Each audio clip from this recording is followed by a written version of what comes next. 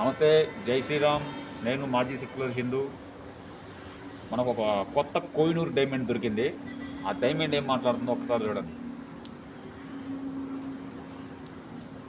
దరిద్రుడు చచ్చిపోయినప్పుడు దేవదూతుల చేత అబ్రహాము రొమ్మున ఆనుకొనుటకు కొనుపోబడి జూలై 1, 2015 ఆ రోజు వరకు ఈ వచనం నాకు అర్థమయ్యేది కాదు. దేవదూతులు వచ్చిడేంటి తీసుకెళ్ళారు. మా మామగారు చనిపోయిన తర్వాత మా అత్తయ్య మాతోనే ఉంది.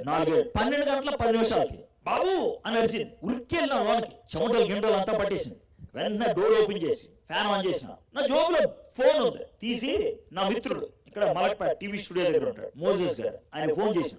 ఏమైంది బ్రదర్ అన్నాడు. సార్ మా అత్తకి బాగా చెమటలు పడుతున్నాయి, టెన్షన్ ఉంది, ప్రార్థన చేయండి సార్. స్పీకర్ ఆన్ చేసి చెవు దగ్గర పెట్టాను. పెట్టినా ఒక నిమిషం 2 నిమిషాలు ప్రార్థన చేసి ఆమెన్ అన్నది మా అత్త. వందనాలయ్యా అని అన్నది. ఆయన అన్నాడు, బ్రదర్ పక్క రండి ఒకసారి అన్నాడు. పక్కకు వచ్చిన. ఏం బ్రదర్ అన్నాడు. బ్రదర్ ప్రార్థన చేస్తా ఉంటే దేవుడు నాకు 2 దేవదూతలను చూపించాడు. దేవుడికి ఎవరికైనా ఇష్టమైతే వాళ్ళని తీసుకురమ్మని దేవదూతలను పంపిస్తాడు. అంటే ఏం చెప్తున్నాడు సార్ అన్నాడు. ఏం లేదు, మీరు వెనక్కి తిరిగి చూసేటప్పుడు మీ అత్తగారు చనిపోయి ఉంటారు, ఆమె దేవుడు తీసుకెళ్తున్నాడు. వెనక్కి తిరిగి ఇట్లా వచ్చి చూసిన చనిపోయి ఉంది ఆమె. నాకు అప్పుడు అర్థమైంది.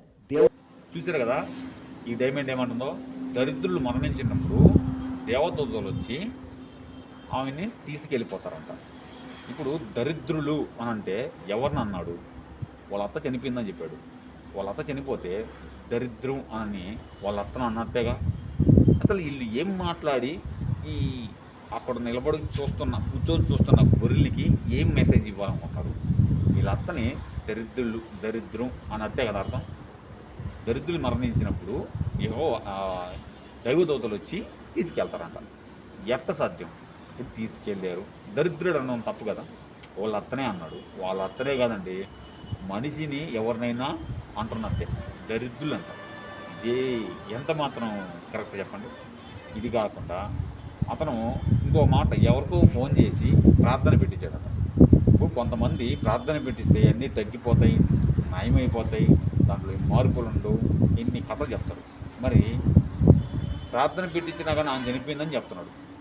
మరి నీ పవర్ ఎక్కడికి పోయింది? నీ యేసు పవర్ ఎక్కడికి పోయింది? నువ్వు కల్పించి జనాన్ని మోసం చేసి ఎందుకు చెప్తున్నావు ఇలాగా? ఇక్కడ ఇంకోటి, వీళ్ళు నిజంగా దైవదూతలు వచ్చి వెళ్తున్నట్టు కానీ వీళ్ళకి అర్థమయ్యి వీళ్ళు చూస్తున్నట్టు తెలిస్తే వీళ్ళు ఏం చేస్తారు? ఈ కెమెరాలు వీడియోల ముందుకు వచ్చే ఓ మా దేవుడు అట్టంటే మా దేవుడు ఇట్టంట, ఆ ప్రార్థన చేస్తే అన్ని తగ్గిపోతాయంట ఎలా అయితే చెప్తున్నారో, నిజంగా దైవదూతలు వచ్చి పోతుంటే వీళ్ళు కెమెరాలు పెట్టి దైవదూతలను వీడియోలు తీసి వీళ్ళకి కనిపిస్తున్నట్టు, వీళ్ళకి కనిపిస్తే మిగతా వాళ్ళు కనిపించలే. చాలామంది చెప్పేవాళ్ళు ఉన్నారు, ఈయనకన్నా ప్రార్థన చేస్తే దేవదూతలను చూపిస్తున్నాడని చెప్పాడు.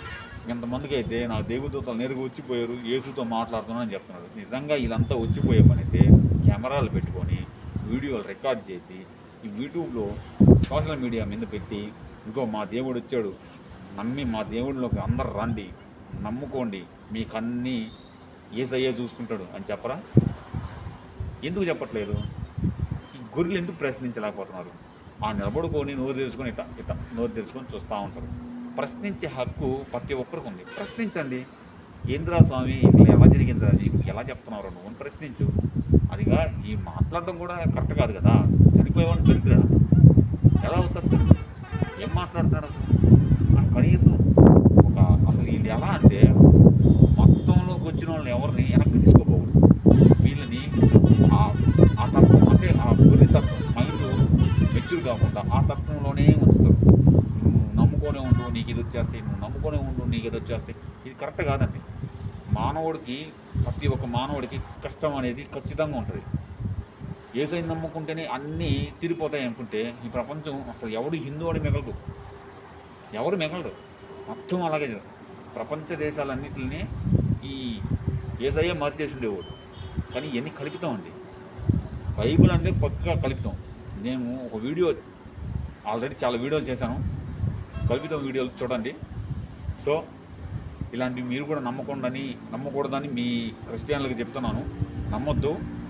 మీకు నిజంగా యేసయ్య దేవుడు ఉన్నాడు అని అనుకుంటే బైబిల్ చదవండి. బైబిల్లో ఉన్న ప్రతి పాయింట్ తీసుకోండి. మిగతా పాస్టర్ల మాటలు వినొద్దు. మీ మైండ్ ఏందైతే ఉందో ఆ మైండ్ని చూసుకొని ప్రశ్నించి చదవండి. చదివితే ధర్మం అధర్మం అన్న తేడా మీకు తెలుసు. పుట్టుకతో ప్రతి ఒక్కరికి ధర్మం అధర్మం అంటే ఏంటో తెలుసు. అంటే తప్పు ఏంటి ఒప్పు ఏంటి అందరికీ తెలుసు. ఇది ప్రశ్నించండి. ఇది చదవండి. అంతేగాని మనం మాట్లాడేదానికి దేవుడికి ఎదురెళ్ళిపోతున్నాం అంటే నీ ఎదురొచ్చి నిన్నేం చేయడు దేవుడు. నిన్ను బతకమని పుట్టించాడు.